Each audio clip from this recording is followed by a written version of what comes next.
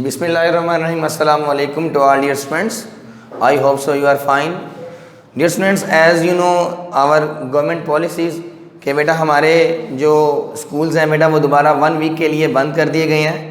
लेकिन ALS ने इस चीज़ को मद्देनज़र रखते हुए ऑनलाइन लेक्चर्स के लिहाज से अभी इन लेक्चर्स का भी हमने स्टार्ट किया कि अभी हम रिकॉर्डेड लेक्चर्स अभी हम आपको सेंड करेंगे और आपके जो लेक्चर्स हैं बेटा वो एज़ पर स्केजुअल बेटा वो चलते रहेंगे. सो बेटा हमने फ़िज़िक्स के अंदर हमने जो है चैप्टर नंबर 5 हमने स्टार्ट किया हुआ है और आज हमने उसका एक बड़ा ही important topic mass of the earth बेटा इसको हमने स्टडी करना है. मैस ऑफ द अर्थ जो है वो बोर्ड पॉइंट ऑफ व्यू से एज़ पर लॉन्ग क्वेश्चन के लिहाज से आता है और इसमें से जो शॉर्ट क्वेश्चन बन सकता है वो आ सकता है कि how can we find the value of the mass of the earth.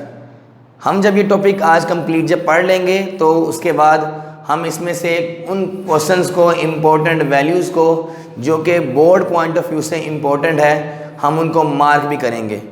So without any wasting of time हम अपने लेक्चर को स्टार्ट करते हैं. देखिए बेटा इस टॉपिक को स्टार्ट करने से पहले हमने एक पिछला टॉपिक हमने पढ़ा है law of gravitation. Law of gravitation में हमने बात की थी कि every body in the universe attracts every other body, कि इस यूनिवर्स में हर एक बॉडी किसी दूसरी बॉडी को अट्रैक्ट करती है with a force which is directly proportional to the product of their masses. कि this force is directly proportional to the product of their masses. Consider कर ले हम अगर दो मैसेज हैं M1 एंड M2 तो उनका अगर हम प्रोडक्ट लेंगे तो वो उसके डायरेक्टली प्रोपोर्शनल होता है. इट मीन्स अगर मैसेज की मैग्नीट्यूड अगर ज़्यादा होगी तो फोर्स भी ज़्यादा होती है. And this force is inversely proportional to the square of the distance between them. और जो ये जो डिस्टेंस है ये फोर्स के लिहाज से इनवर्सली होता है. मतलब जितना डिस्टेंस अगर हम लेते हैं ज़्यादा तो फोर्स कम आती है.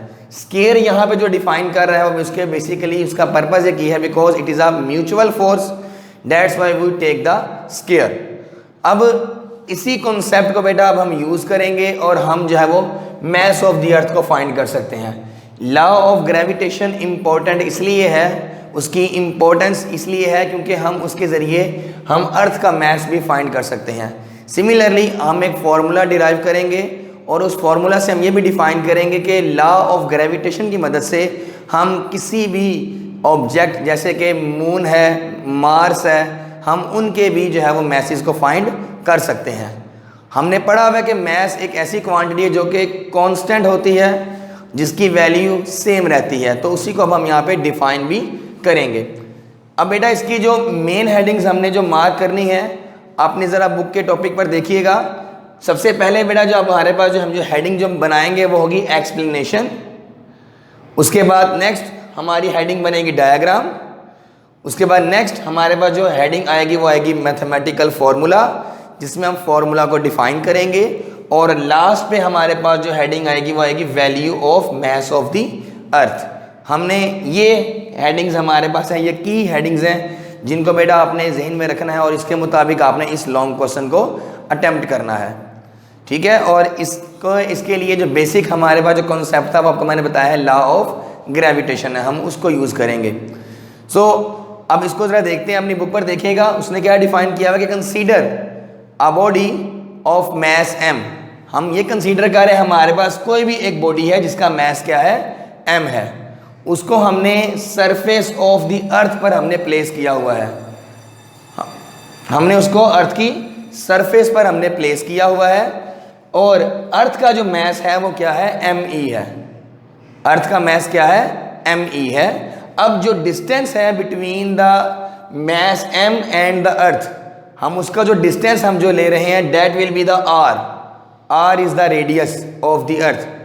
अब हमने यहाँ पे इस तरह से डिफाइन किया कि वो ऑब्जेक्ट जो है वो अर्थ की सरफेस पर प्लेस किया हुआ है और जो डिस्टेंस है between the two objects is equal to the radius r of the earth. So according to the law of gravitation this force will be equals to capital G. Capital G is the universal constant of gravitation. First body is small m, so we will write as small m. Second body is capital ME, capital ME divided by distance. Distance here, the distance is r, so we can place the r square. ये formula बेटा हमने law of gravitation को use करते हुए हमने define किया है. First body हमारे पास स्मॉल m है, सेकेंड बॉडी हमारे पास ME है, हमने उसको डिफाइन किया है capital G small m ME over r का square. So this force of gravitation which is acting on a body of mass m is equal to the weight. जितना body का wait होता है उतनी उस पर बेटा ग्रेविटेशनल फोर्स एक्ट भी ज्यादा करती है. ठीक है, तो हम यहाँ पे डिफाइन करते हैं the gravitational force, this gravitational force acting on a body is equal to the weight. So here the force is equal to the weight, and as we know that the formula for weight, W is equals to mg. Here m is the mass and g is the gravitational acceleration. So we can take this equation as equation number 1 and this equation as equation number 2. So by comparing we can say that both the left hand sides are equal. So by comparing equation number 1 and equation number 2, दोनों equation को बेटा हम compare करेंगे.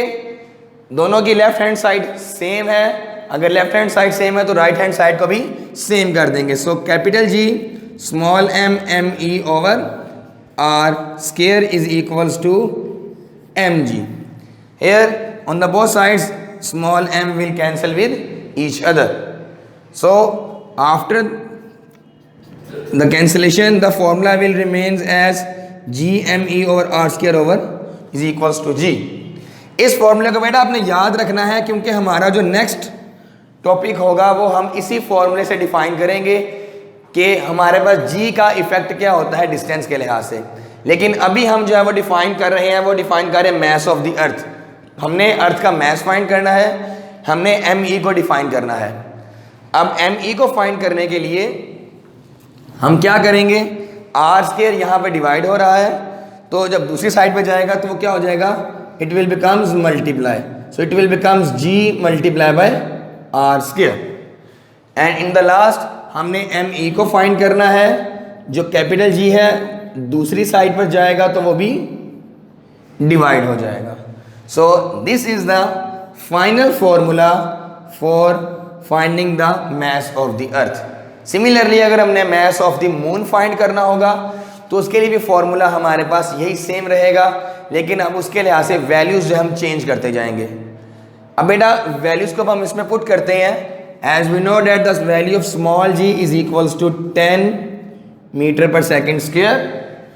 The value of capital G is equals to 6.673 into 10 raised to power minus 11 Newton meter square per kilogram square, and the value of the radius of the earth will be equals to 6.4 into 10 raised to power 6 meter. यहाँ पर बेटा हमें तीनों values हमें given है, तीनों values को हम फॉर्मूले में पुट करेंगे और हम आंसर को फाइंड कर सकते हैं. G की वैल्यू हमारे पास है 10, R की वैल्यू है 6.4, 10 रेज टू पावर 6 और ऊपर क्या है स्क्वायर है, इसलिए we will place the square.